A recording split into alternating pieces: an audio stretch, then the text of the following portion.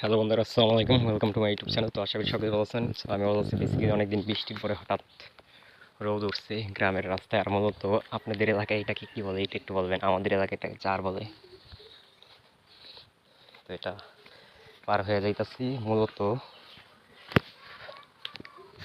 আপনাদের কার এলাকায়, কোন কোন এলাকায় এটার নাম কি বলে? অনেক এলাকায় সাঁকো নাম শুনছি, মূলত আমাদের এলাকায় এটাকে চার বলা হয়। তো জানি না কার কার এলাকায় কি বলে, কমেন্টে অবশ্যই জানাই দিবেন।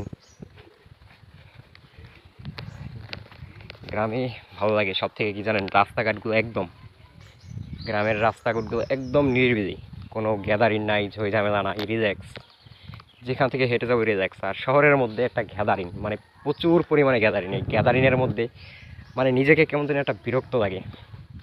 এই ছোটোখাটো ব্রিজ সব জায়গায় থাকে টুকটাক। সবাই ভালো থাকবেন, সুস্থ থাকবেন। দেখা হবে নেক্সট ভিডিওতে। আসসালামু আলাইকুম।